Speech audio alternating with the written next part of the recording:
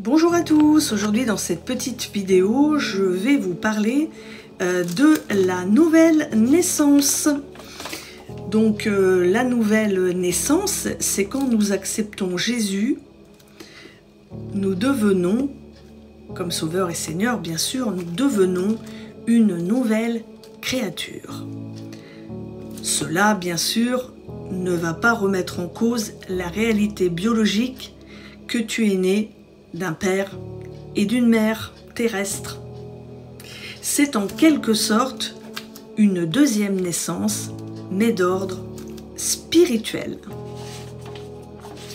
Alors je vais te lire un petit texte dans Jean 3, versets 1 à 21.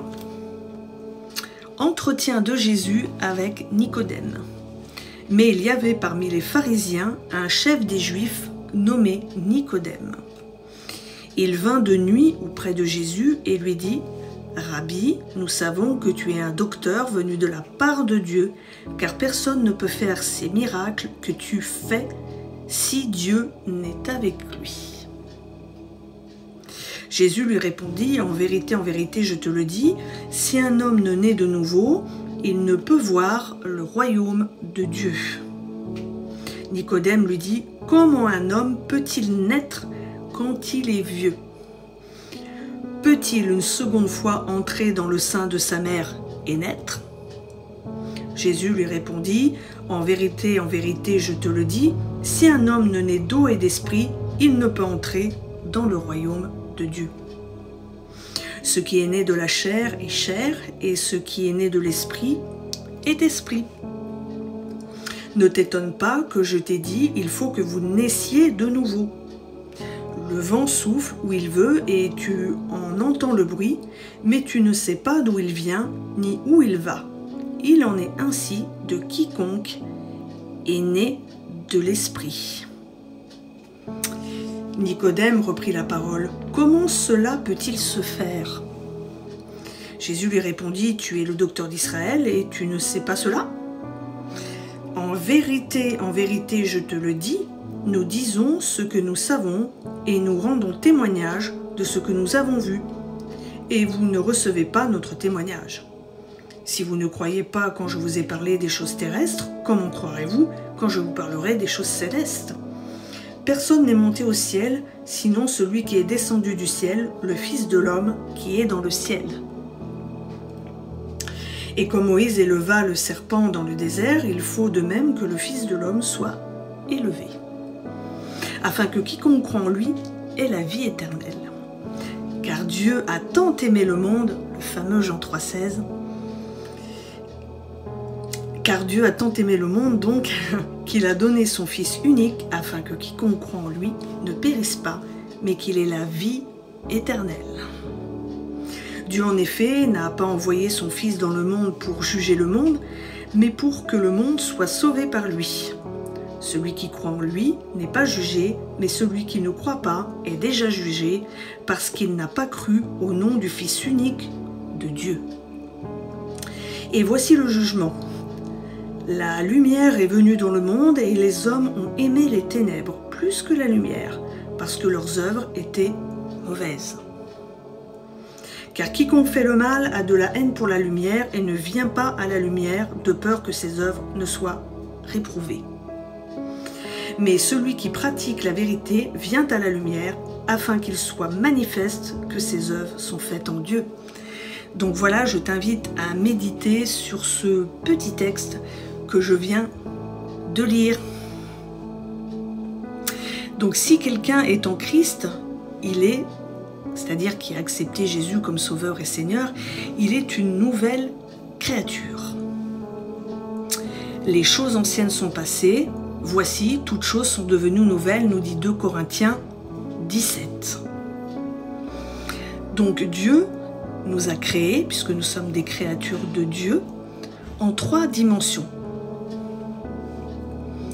Alors nous avons notre corps, c'est notre enveloppe, donc notre corps éprouve des sensations, etc.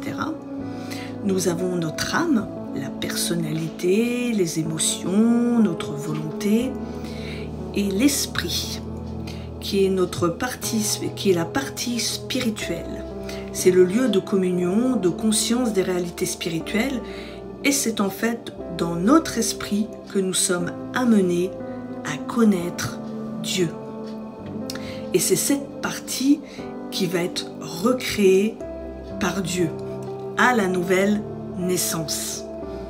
C'est en quelque sorte une renaissance intérieure par le Saint-Esprit de Dieu.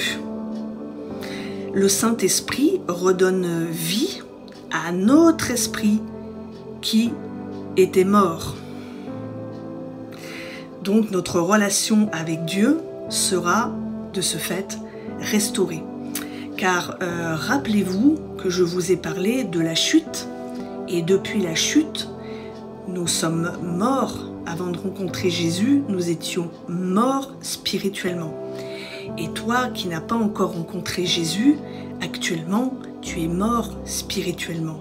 Et tu as besoin de faire une rencontre avec Jésus et expérimenter donc cette nouvelle naissance. Donc la nouvelle naissance, c'est être né de l'Esprit de Dieu. Et voilà. Et ensuite, il faut savoir que la marche chrétienne, c'est progressif. On apprend au fur et à mesure. C'est comme un escalier, vous montez les marches progressivement. Voilà, la Bible dit de gloire en gloire. Et justement, Dieu est là dans nos vies pour nous aider, pour nous transformer, mais aussi nous faire expérimenter plein de choses. Par exemple, expérimenter le surnaturel. Alors pour finir cette petite vidéo, je te laisse méditer sur ces deux petits versets qui sont dans Jean 3. Ce que je viens de te lire donc dans Jean 3, versets 1 à 21. Donc je te les redis, ces deux petits versets. Si un homme ne naît de nouveau, il ne peut voir le royaume de Dieu. Et le deuxième petit verset pour finir, verset 36, toujours dans Jean 3, celui qui croit au Fils a la vie éternelle. Donc voilà, je te laisse méditer donc sur ceci. Voilà, et je te souhaite une bonne soirée et à bientôt.